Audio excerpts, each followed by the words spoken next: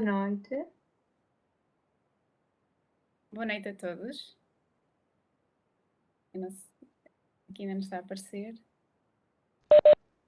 Podem começar. Ok. Então, boa noite a todos. Bem-vindos hoje aqui à primeira live, acho eu, da nossa Sky. Exatamente como diz o nome da empresa, o objetivo hoje é partilhar um bocadinho de conhecimento com vocês, aqui mais relacionado hoje com alimentação. Aqui vamos falar, eu sou nutricionista e aqui a minha colega Inês também. Vamos falar-vos então um bocadinho sobre o tema que nos traz aqui hoje. Precisamos mesmo de ser 100% consistentes com a nossa alimentação. Vou começar por apresentar-me a mim. Pronto, o meu nome é Marlene Morgado. Eu sou nutricionista há relativamente pouco tempo, oficialmente. Tenho também uma licenciatura em Bioquímica, um mestrado em Biomédica, portanto já fiz algumas outras coisas antes de ser nutricionista. E hoje vimos falar aqui um bocadinho sobre aquilo que muitas vezes nos dificulta o seguimento de a mudança de hábitos e aqui as questões mais de alimentação. Vou passar aqui à minha colega Inês para ela falar um bocadinho sobre ela e começarmos então aqui a nossa live. Boa noite a todos. Eu sou Inês Maldonado, sou também nutricionista. Além da minha licenciatura em Ciências da Nutrição, tenho também uma licenciatura em Produção Alimentar e Restauração, um bocadinho mais relacionado com a parte alimentar. Além do mais, estou também a tirar um mestrado em Nutrição Humana e Metabolismo na Nova Medical School. Venho também aqui falar-vos um bocadinho destas questões, até mais relacionadas com a parte também dos obstáculos, mais talvez relacionados também com a parte da alimentação propriamente dita, mas então vou passar novamente a palavra à Marlene, que ela falará também agora. Então, o que é que nós vos trazemos aqui? O nosso título da nossa live diz respeito a precisamos mesmo de ser 100% consistentes com a nossa alimentação. E aqui é mais para vos mostrar e falar um bocadinho que nem sempre a mudança de hábitos é difícil, nem sempre a mudança de hábitos é fácil, quero dizer, e o importante aqui é aprendermos a priorizar a nossa saúde. Mas como vamos aqui discutir um bocadinho sobre isso, há muitas barreiras que nos limitam esta alteração. Muitas vezes quem vai ao nutricionista ou quem simplesmente decide individualmente tentar mudar algum hábito de vida para para ter um estilo de vida mais saudável, nem sempre o consegue fazer da forma ideal. E isto porquê? Nós trouxemos aqui alguns tópicos. O nosso primeiro tópico é relativo exatamente às barreiras à adesão de novos hábitos alimentares e vamos desenvolver aqui um bocadinho estas questões. Uma coisa que vos queria pedir era que interajam connosco. Isto é uma live aberta, ou seja, o objetivo aqui é mesmo que ponham questões, nós vamos vendo aqui as questões no chat. Portanto, à medida que formos discutindo, quero mesmo que participem connosco. Não sei se queres começar a falar do primeiro tópico, Inês, que seria então aqui as barreiras relativamente aos novos hábitos alimentares relacionadas com as questões socioeconómicas e com o acesso à alimentação. Posso sim, obrigada, Marlene.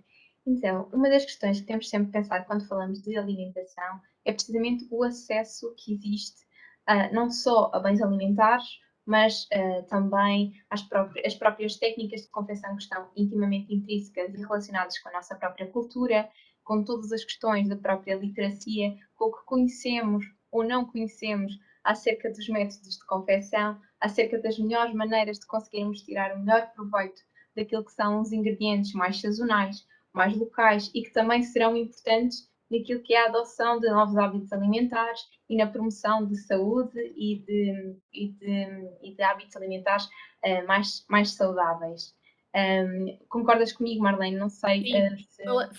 acho que falaste aqui numa questão muito importante, que quando falamos em barreiras socioeconómicas, a questão de utilizarmos e de procurarmos os produtos sazonais isso também nos vai levar a uma poupança efetivamente económica, ou seja, o produto que é da época, normalmente, falando aqui também, relacionando aqui a questão da sustentabilidade, há uma menor via, um menor transporte, ou seja, demorou menos tempo a chegar à nossa mesa, a chegar ao supermercado, à mercearia, o que quer que seja, porque realmente ele está a ser produzido à partida num local perto de nós. E quando falamos em sazonal, também falamos em local. Ou seja, é importante perceber que, se calhar no Algarve, há uma produção muito grande de batata doce e, por causa disso, ela provavelmente é mais barata nesses locais. E quando falamos da batata doce, como por exemplo a laranja do Algarve, não é? Que tanta gente conhece e que nós muitas vezes, se formos, por exemplo, no Porto, comer laranja é muito mais caro. Isto faz também aqui a relação com a questão que estávamos a falar daquilo que é nutricionalmente mais rico. E sabemos que sazonalmente, porque é que essas frutas, esses legumes são nutricionalmente mais ricos? Porque normalmente são colhidos no momento certo. E dou um exemplo muito prático. Frequentemente comemos bananas, certo? E muitas vezes as bananas vêm de avião. Nós sabemos que elas são colhidas verdes, ou seja, de certa forma vai havendo uma perda nutricional ao longo desse transporte. E, além disso, são muito mais caros, não é? Porque têm que incluir o custo do avião, ou a chegada de armazenamento tem que garantir a segurança alimentar. Portanto, todas essas questões vão encarecer o produto em si. E, na prática, nós acabamos por comer coisas mais caras e que, na realidade, não são as nutricionalmente mais ricas.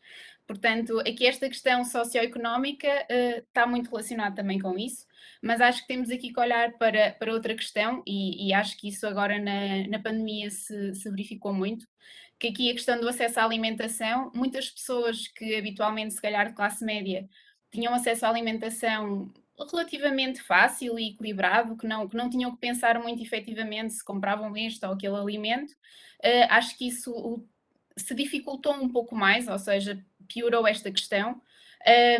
E há que dar também aqui alternativas de como fazer uma alimentação equilibrada e económica. Uma das coisas que agora puxando aqui um bocadinho ao nosso curso que vamos fazer brevemente, é uma das coisas que vamos abordar, é exatamente essa questão de sustentabilidade e como conseguimos fazer facilmente, e ponho entre aspas porque isso é muito relativo, depende do poder económico de cada um prato equilibrado com alimentos nossos, portugueses, da época, o que facilita todo esse equilíbrio, porque felizmente nós vivemos num país muito rico nesse sentido.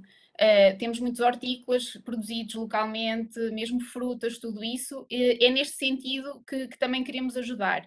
A Inês falou aqui num ponto importante, que é a questão da literacia alimentar. E eu costumo comparar isto muito mesmo com a minha própria família, que muitas vezes chego a casa e a minha mãe pergunta-me: este produto é bom, este produto é mau, é que eu não consigo ler o rótulo. Isso é um problema, porque os rótulos são muito pequenos, não são fáceis, visíveis, e isso leva a que as pessoas efetivamente, eu nem sei se isto é bom, se isto é mau, é azul, se calhar é magro, é positivo. Pronto, vamos desmistificar aqui também um bocadinho essa questão, também na nossa expert class. E agora vamos passar, se calhar, aqui para o nosso terceiro tópico, acho eu, que é aqui a gestão de expectativas quando temos efetivamente um paciente com uma determinada patologia, ou não, ou simplesmente porque acho que nós falamos muitas vezes só de. Não é que não sejam importantes, a questão da obesidade, baixo peso, mas também temos que falar aqui um bocadinho na perspectiva de prevenção, porque a pessoa saudável também tem que prevenir este tipo de patologias. E é neste objetivo que muitas vezes também nos devemos focar. Vou passar aqui agora a palavra à Inês para ver o que é que ela acha um bocadinho sobre isto. Uhum.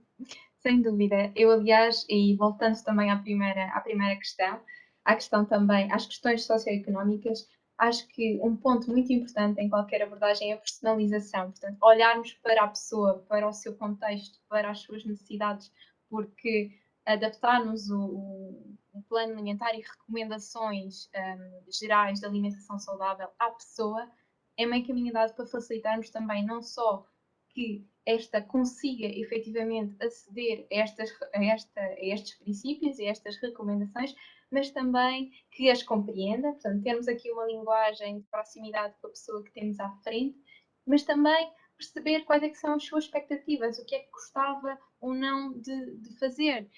Não serve de pouco eu recomendar a alguém que consuma mais hortícolas, no geral, sem perceber se a pessoa sabe como escolhê-los, sabe como confeccioná-los, ou se efetivamente gosta, se gosta no geral. Sabemos que algumas das barreiras apontadas à ingestão de alguns alimentos, nomeadamente de hortícolas e de leguminosas, são precisamente o não saber cozinhar de forma saborosa ou não saber, ou realmente o não saber fazer. E, portanto, aqui também o nosso papel, e nesta aula esperamos também demonstrar como é que conseguimos, de forma prática, rápida, pratos saborosos, nutricionalmente equilibrados e também acessíveis do ponto de vista económico, porque se estamos a fazer recomendações e a recomendar a determinada pessoa que adote determinado estilo de vida, temos que realmente ter esta preocupação, perceber se as nossas recomendações são execuíveis, se a pessoa as vai conseguir pôr em prática naquilo que é a minha visão, é muito importante. Sim, eu concordo contigo, Inês, e acho que há aqui pontos importantes que estás aqui a falar, que é a questão das recomendações. O nutricionista é a pessoa responsável, efetivamente, por saber quais é que são as recomendações adequadas à pessoa X, Y, Z, de acordo com a patologia A, B ou C. Mas depois temos que efetivamente olhar para a pessoa e entender que muitas vezes aquilo que vem nos livros, aquilo que são as recomendações, nós não o conseguimos aplicar de forma imediata na prática. Ou seja, se calhar a simples mudança de um único hábito inicial pode fazer a diferença e motivar aquela pessoa para a mudança, para depois efetivamente nós, a um determinado ponto, conseguirmos efetivamente chegar a essas recomendações.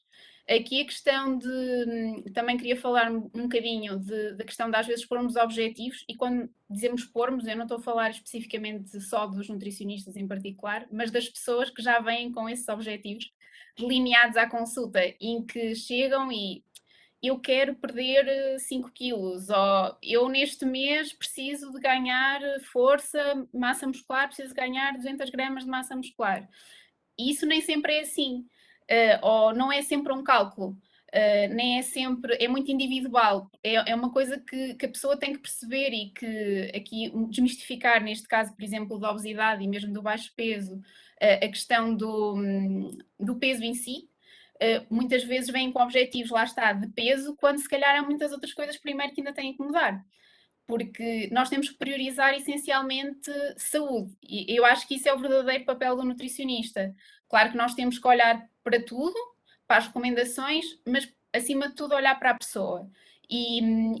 Porque se nós não fizermos isso, acaba por haver aquilo que chamamos a tal culpabilização de eu não consegui atingir este objetivo de perder 5 quilos em um mês. E estou obviamente a exagerar. Mas isso acaba por levar a uma desmotivação tal que leva efetivamente ao insucesso da intervenção, porque as pessoas acabam por desistir, por desmotivar-se, e eu acho que temos que olhar para a pessoa num todo, para o contexto, porque é diferente eu ser um empresário que não tem tempo para nada, está todo o dia sentado, ou então ser também alguém que, por exemplo, num supermercado está todo o dia em pé ou está constantemente em movimento. Tudo isso tem uma influência não só do ponto de vista socioeconómico, da capacidade que a pessoa tem para comprar determinados alimentos ou não, e mesmo da motivação que tem para o fazer, não é? Há aqui a questão que falaste muito importante do saber cozinhar determinados alimentos que podem não ser tão palatáveis ou que as pessoas não estão tão habituadas a consumir, como muitas vezes nos acontece no caso dos hortícolas, que são uma base fundamental da nossa alimentação. Esta questão aqui, a Inês é aqui um importante pilar nesta formação, porque ela junta duas competências muito importantes, que é o facto de ser nutricionista e ter uma formação inicial já que lhe permite fazer a conjugação de uma confeição deliciosa e nutricionalmente equilibrada, e acho que ela nos vai ajudar muito nesse sentido. E é importante as pessoas também desmistificarem isso, ou seja, eu tenho, e agora falando um bocadinho no caso mais particular das crianças, falando aqui que se calhar são as mais difíceis de eu não gosto disto ou não gosto daquilo, como é que nós podemos ajudar? E muitas vezes é o exemplo que temos em casa, não é? Que se os pais não comem, porque é que eu tenho que comer, não é? E esta mudança de hábitos até familiar, promover também aqui a saúde. Passando aqui agora para esta questão das consequências negativas, não é? No fundo, quando temos estas limitações e estas barreiras, o que é que também são, no fundo, os preconceitos que estão por trás disto? E aqui falava um bocadinho do stress, da ansiedade, e queria que a Inês então desse aqui um bocadinho a opinião sobre essa questão. Aqui não deixo nunca de pensar que atualmente existe tanta informação disponível, muita dela que não é fidedigna sobre nutrição, sobre alimentação, que é muito natural que se gere alguma confusão por parte da pessoa relativamente a esta informação, e até em que medida é que isto acaba por influenciar as suas expectativas, porque a toda a hora, em todo momento, vemos nas redes sociais, na internet, diversas publicações que por vezes são contraditórias e acontece as pessoas a dizerem, mas eu já não sei, já ouvi que sim, já ouvi que não, como é que é? E aqui ressalvava a importância de, naquilo que é a busca de informação sobre nutrição, pesquisarmos sempre naquilo que são as fontes fidedignas, nomeadamente o site do Programa Nacional de Promoção da Alimentação Saudável, que tem tido um papel muito importante na, na, na divulgação de comunicação fidedigna e de forma a ter para a população em geral sobre ciência e sobre nutrição. E o que eu sinto é que muitas vezes estas expectativas até diferentes e estas expectativas que não são adequadas à pessoa vêm também daquilo que se vê, daquilo que se vai falando, que é muito natural. É natural nós olharmos, vermos e compararmos. Aqui o que é importante é percebermos a nossa individualidade e como é que, e aqui o papel do nutricionista, mais uma vez, é extremamente relevante, que é naquilo que é a ponte das recomendações e do geral para a população, como é que conseguimos aplicar aquelas recomendações à pessoa, como é que eu, indivíduo Y, consigo pôr em prática o comer mais hortícolas. Eu estou a falar muitas vezes dos hortícolas porque realmente é um alimento que se sabe cuja ingestão está abaixo daquilo que são as recomendações, mas quem diz hortícolas diz cereais integrais, portanto, Sim, só sim. esse nível eu sinto que existe. E eu queria falar aqui numa situação particular daqui da questão do stress, da ansiedade, que muitas vezes é criado pelo próprio profissional, quase sem querer, porque e tem chegado a algumas pessoas na consulta que dizem efetivamente, a sua abordagem é diferente, porque a mim sempre me disseram isto ou aquilo. Ou ouvi dizer que isto ou aquilo. E aqui a questão dos blogs e redes sociais de pessoas que efetivamente não têm informação para falar sobre nutrição, não é? Sobre a área em particular. E acho que é muito importante aqui a questão também de desmistificar aquilo que é o terrorismo nutricional.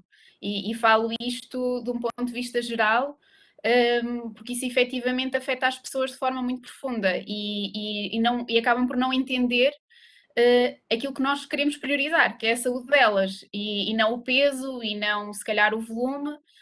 Nesse sentido, é muito importante perceber isso, porque isto leva-nos a outra questão, que é a questão da saúde mental, não é? Que eu vejo muito isso, que não só, e estamos a falar em adultos, como estamos a falar em atletas, em crianças, que muitas vezes chegam mas a mim disseram-me que o açúcar faz mal, que eu não posso comer isto nunca. Mais uma vez, temos que olhar para o contexto, certo? O que é o açúcar, o que é que não é? Efetivamente, comes hortícolas? Voltando aqui à questão da Inês. Há que pensar que eu já tive pessoas em consulta que me disseram: mas a mim restringiam-me isto e aquilo. E nós ficamos assim, será que a restrição, efetivamente, de tudo e mais alguma coisa faz sentido sempre? É para sempre? Porque depois as pessoas têm essa ideia. E voltando aqui à nossa principal título da live, que é a questão da consistência alimentar, eu pergunto, será que vocês conseguiriam fazer uma dieta restritiva para o resto da vossa vida? Seria consistente? Ou seja, o que é isto de ser consistente? Nós temos que levar, a nossa dieta é um estilo de vida, a dieta é isso mesmo que quer dizer. Temos que levar as coisas como no nosso dia a dia. A alimentação é uma coisa essencial, faz parte da nossa vida. Portanto, nós temos que perceber qual é que é o equilíbrio aqui para nós. E por isso é que o nutricionista tem um papel fundamental nessa questão. Porque muitas vezes as pessoas sentem-se mesmo desorientadas, não é? Nesse sentido. E acho que podes concordar comigo, Inês, nesta questão, porque efetivamente muitas vezes aparecem pessoas que, mas eu até acho que faço bem assim, não é? E depois, na realidade, quando nós falamos em alguns pontos e revemos um bocadinho o que estão a fazer ou não, elas, desculpem, elas acabam por se aperceber que se calhar não estava assim tão correto. E esse é o início para uma mudança. Não temos que ser radicais em tudo. Temos que ser aos poucos. E estou a falar numa situação muito particular, não estou a falar num profissional que efetivamente tem que levar a alimentação mais a sério e de uma forma mais regrada, mas ainda assim precisamos de ter cuidado com a forma como lidamos com essas questões, porque nós temos a certeza que aquele alimento, aquela estrutura, vai ter efetivamente um efeito benéfico naquela pessoa, temos que pensar mas esta pessoa vai conseguir mesmo fazer isso? Ela gosta? E de que forma é que isso vai impactar na vida dela, não é? Tanto na vida social, como na prática, não é? Não sei se queres dar aqui um bocadinho a opinião mais sobre isso, Inês. Sim, sim, sem dúvida. E isso remete-me também para a questão da própria, lá está mais uma vez, de saúde mental, a questão de dietas demasiado restritivas também poderem acarretar aqui consequências muito negativas a este nível e isto ser uma preocupação. Temos que, por vezes, vem-se com a ideia de que se tem que retirar tudo da alimentação e esquecemos aquilo que são os princípios base da alimentação saudável, que é ser completa, variada e equilibrada. Acabamos por tentar retirar um grupo inteiro de alimentos na expectativa de que isso nos trará muitos benefícios em ganhos de saúde. No entanto, depois no que isso muitas vezes se repercute lá está, em consequências muito negativas naquilo que é a nossa relação com a própria comida e com a própria alimentação, sem que tal seja necessário. E lá está, uma vez estando comprometida a saúde mental, está comprometida também a saúde no geral, não é? Porque esta não existe sem um pleno estado de saúde mental. Claro que existem contextos muito específicos. Na nutrição, acho que, pronto, já foi referido muitas vezes, mas o depende. É muito importante avaliar aquilo que depende, porque, claro, que podemos ter uma pessoa ou um grupo de indivíduos que, de facto, não beneficia da inclusão de determinado alimento ou de determinado grupo de alimentos naquilo que é o seu padrão alimentar saudável. Basta pensarmos no caso de alguém que tem uma alergia alimentar, por exemplo, ou uma intolerância, e de facto, nesses casos não faz sentido incluir alimentos, mas tendemos sempre aqui a passar do particular para o geral sem que tal seja verdadeiramente um ganho do ponto de vista da saúde. Eu penso que tínhamos aqui uma pergunta, Marlene, não sei. Sim, sim. Temos aqui a questão de falar da importância de pesar, ou seja, de perceber as porções efetivamente que estamos a comer. Isto realmente é uma questão importante e não é uma questão assim tão complexa como às vezes possam pensar. Eu tenho pessoas que chegam à minha consulta já a dizer: eu não quero pesar, eu não quero fazer isto. E depois nós pensamos: ok, mas então vamos olhar para a nossa roda dos alimentos, certo? A nossa roda dos alimentos é aquilo que no fundo representa o prato e tem porções. Nós, se olharmos para a nossa roda dos alimentos, vamos perceber exatamente que quantidades, na prática, é que nós devíamos ter de todos os grupos da roda. E, ou seja, quando nós dizemos ou insistimos pesar os alimentos, saber as quantidades, é simplesmente porque ninguém, se nunca pesou, ninguém tem noção exatamente da quantidade que está a comer. E eu falo por mim próprio, eu só pesei alimentos quando entrei em nutrição e fiquei super surpreendida, porque eu achava, não é, que tinha uma noção muito real daquilo que estava a comer e, por exemplo, comia muito menos proteína do que aquilo que eu achei que comia. E comia muito mais hidratos de carbono do que aquilo que eu achei que comia, e é muito relativo. A minha questão aqui, não somos obrigados a pesar, não, e não faço disso uma coisa obrigatória, a não ser, mais uma vez, em casos particulares em que realmente é importante perceber, e aqui até posso falar não só em casos de atletas, mas, por exemplo, no caso da diabetes, que para quem faz cálculo de hidratos de carbono, tudo isso, é importante perceber exatamente o que está a comer.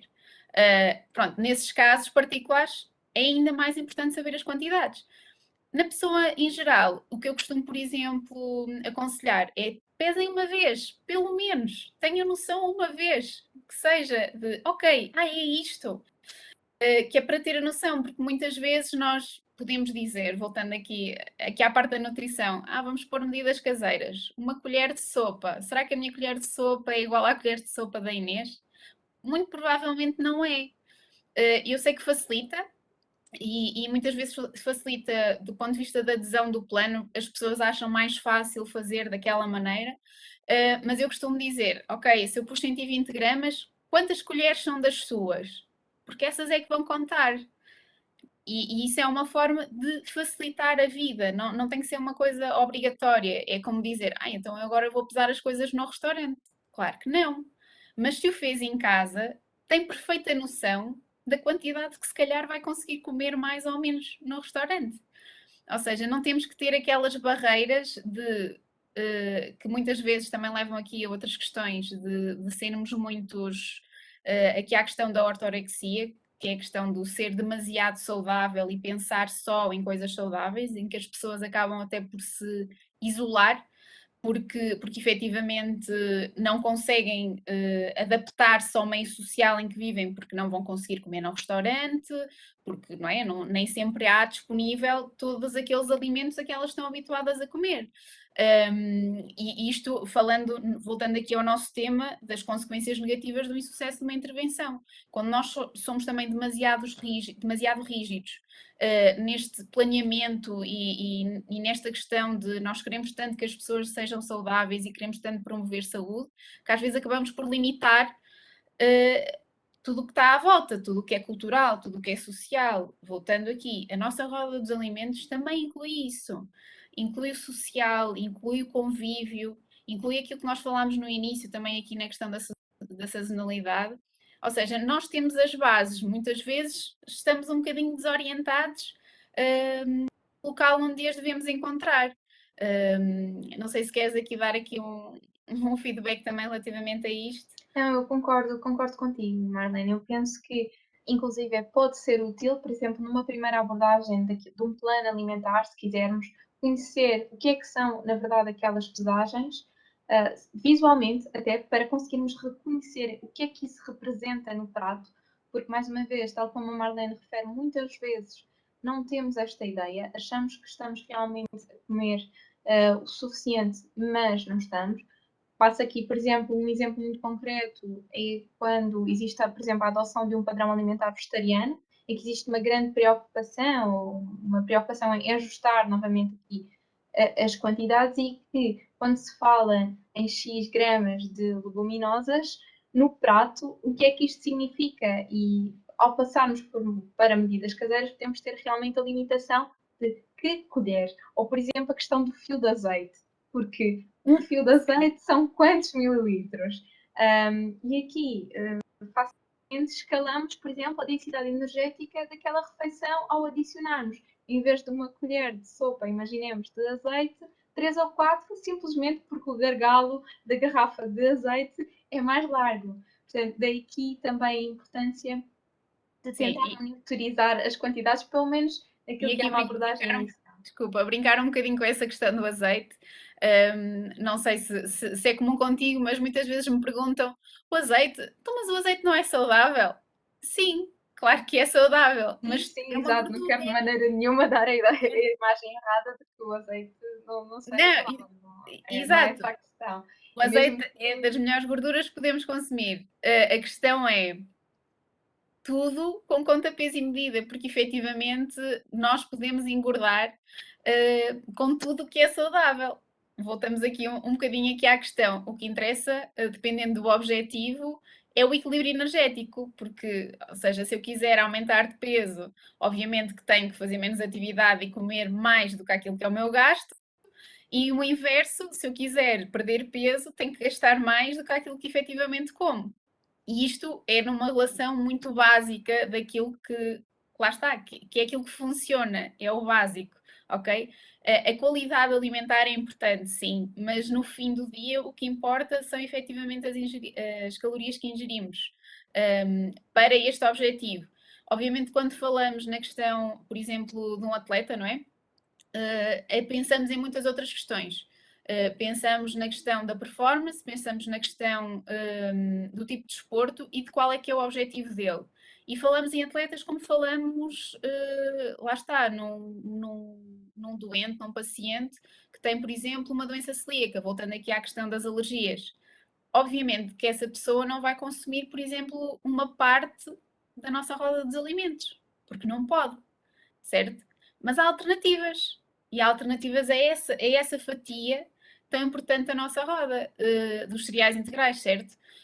Portanto, tudo tem que ter uma abertura e um equilíbrio nesse sentido. E quando falamos em consistência alimentar, temos que olhar também para esses fatores. E perceber que eu quero dar X gramas de hidratos de carbono a uma determinada pessoa. E imaginem que para um atleta, vou inventar, eu preciso de 220 gramas. Têm noção da quantidade de alimento que isso representa? Há que pensar se ele vai conseguir fazer. A consistência também está aí. É perceber até que ponto é que essa pessoa consegue ingerir aqueles alimentos. Não só na questão de, vamos falar no início, na questão dele perceber efetivamente que é importante ele comer aquela quantidade, na questão de ele entender que efetivamente a consistência é que vai fazer a diferença, mas que não vai ser porque ele teve o aniversário do amigo, que todo o trabalho que ele fez para trás está errado, certo? Isso é que é consistência, é voltar àquilo que é o padrão habitual, o padrão normal. E viver, porque nós somos seres sociais. Portanto, se nós não os culpabilizarmos sempre que alguma destas coisas acontece, um, vamos perder a motivação e vai ser um perdido por um, perdido por mil. E não é bem assim, porque nós todos somos um padrão. O facto de nós o fazermos de forma consistente vai ajudar. Agora perguntavam: mas eu sou muito consistente durante a semana. O problema é ao fim de semana. Aí vai a consistência toda, certo? A questão é sempre inconsistente ao fim de semana? Se calhar isso é que está mal. em todas as refeições. Em todas as. Exatamente. Não sei se queres dar aqui a tua opinião sobre isso, Inês. Não, eu concordo contigo, que é naquilo que é a consistência e quando pensamos num padrão alimentar é aquilo que é o nosso habitual. Também temos que pensar no nosso contexto familiar, no nosso contexto social, e os jantares em família existem, as cerimónias existem, o nosso jantar com a nossa família tem espaço naquilo que é um padrão alimentar saudável. Só temos que pensar aqui, né, no que é o costume, digamos assim. Ou seja, o costume é existir sempre uma sobremesa no final das refeições. Pronto. Então, de facto, haverá aqui um problema de que o sempre, ou a consistência, não está a ser o mais saudável possível. Agora, se existe uma exceção muito pontual, também não devemos fazer ou pensar, pronto, ok, já estraguei tudo, perdido por 100, perdido por 1000, como dizia a Marlene. Não, há espaço, a nossa alimentação é flexível, o nosso corpo é flexível, as nossas necessidades energéticas variam muito consoante a nossa própria atividade. Se calhar há um dia em que nos mexemos muito mais do que no outro, não é? O nosso corpo não funciona de forma quase que automática, não é assim? Porque também nos mexemos mais, por algum motivo tivemos que correr mais para apanhar um autocarro, portanto, também por vezes também acabamos por gastar mais. Aqui a questão é tentar adotar um estilo de vida mais saudável e naquilo que é um estilo de vida mais saudável enquadrar todas estas questões, as questões socioeconómicas, as questões da própria compreensão, da literacia alimentar, as questões do acesso aos alimentos e a própria gestão de expectativas do paciente contra a adoção desse próprio estilo de vida. Sim, e eu queria só deixar aqui, não sei se tens aqui mais alguma coisa para dizer, Inês, mas queria deixar aqui pontos, no fundo, salientar aqui alguns pontos importantes daquilo que falámos aqui, do que é a consistência e como é que podemos ou não fazer isso ao longo da nossa vida. Queria falar aqui um bocadinho ainda da questão da atividade física, quando falamos em gasto energético e numa alimentação saudável, isto também está incluído. E quando falamos de atividade física, não tem que ser um atleta. Atividade física pode ser uma caminhada de 30 minutos, pode ser simplesmente fazer uma atividade dentro de casa específica para si, porque acho que isso também é importante de salientar, que a atividade física faz parte também do estilo de vida saudável.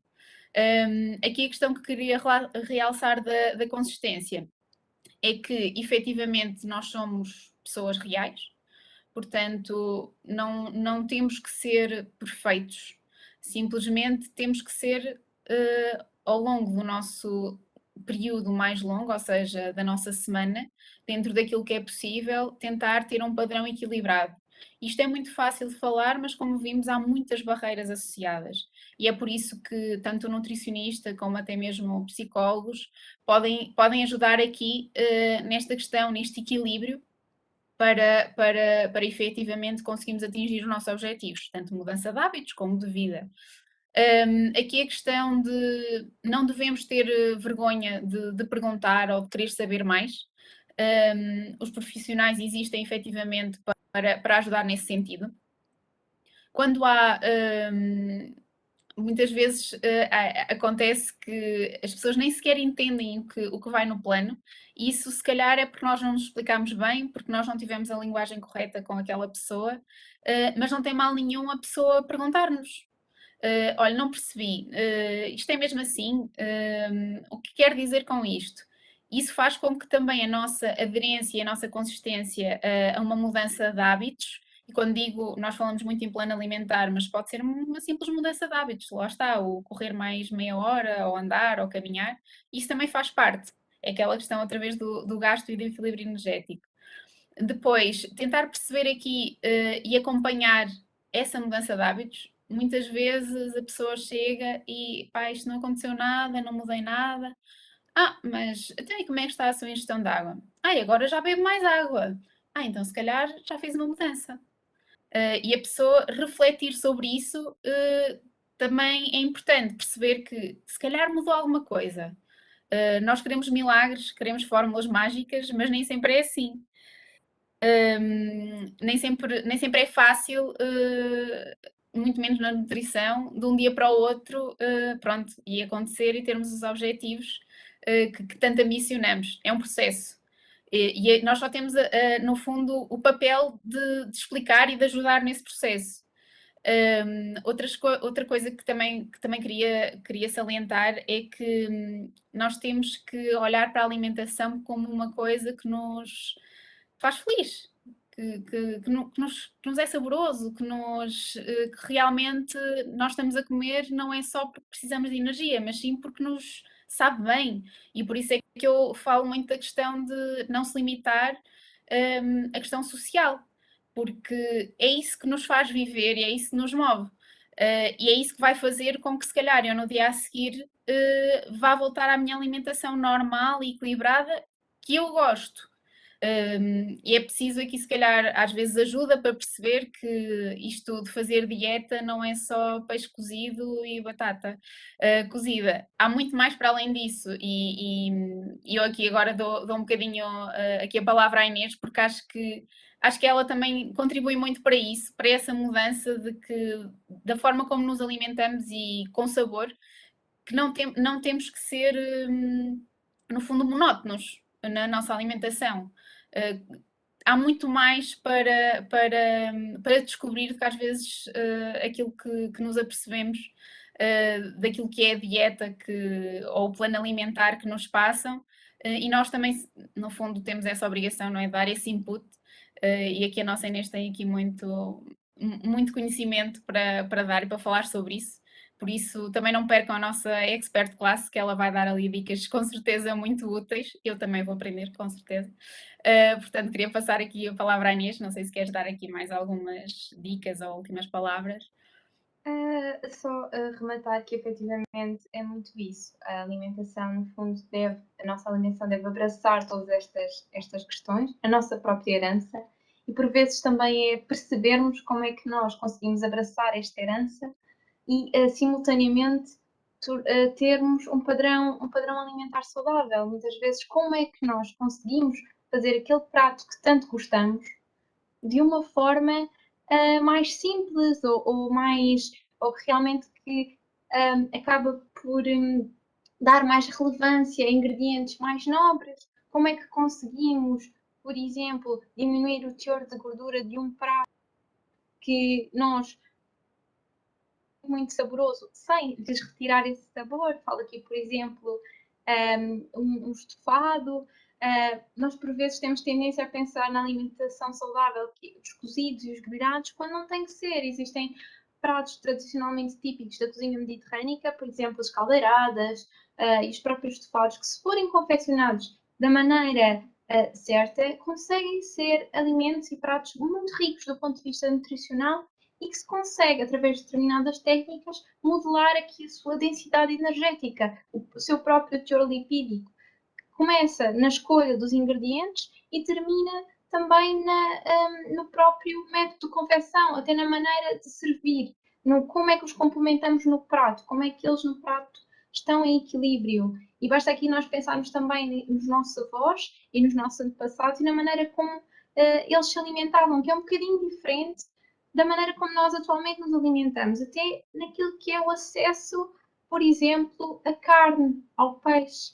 E acho que parte muito daqui, a questão da alimentação saudável. Sim, eu acho que aqui um ponto só que queria deixar afinal era que, sim, alimentação saudável, alimentação equilibrada, mas acima de tudo é importante olhar para aquilo que vocês gostam, para a forma que vocês mais saboreiam a comida, não é? E é a partir daí que temos que trabalhar. Ou seja, por exemplo, se gostam de coisas mais no forno, se gostam de coisas mais estofadas, estou a dar exemplos básicos, apostem nisso, porque há formas de o fazer. Simplesmente precisamos às vezes de ajuda e das técnicas adequadas para efetivamente termos esse equilíbrio.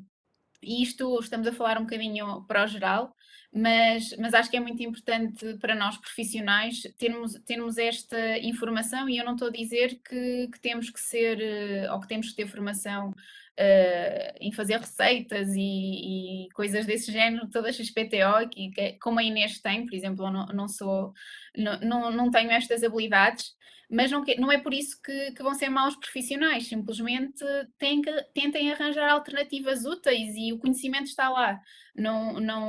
Nós aprendemos isto na faculdade e, de certa maneira, simplesmente temos que orientar a pessoa que temos à frente e recorrer até colegas que fazem este trabalho tão bem e dizer, olha, um exemplo, por exemplo, aqui de uma receita particular que pode experimentar fazer. Algo assim.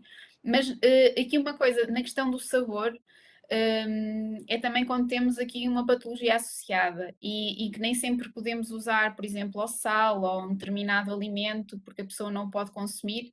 Isso é outro desafio e leva a que a pessoa também se sinta mais desconfortável Lá está, manter essa consistência, porque nem sempre é fácil se vai fora conseguir comer isto ou conseguir comer aquilo porque não há para ela.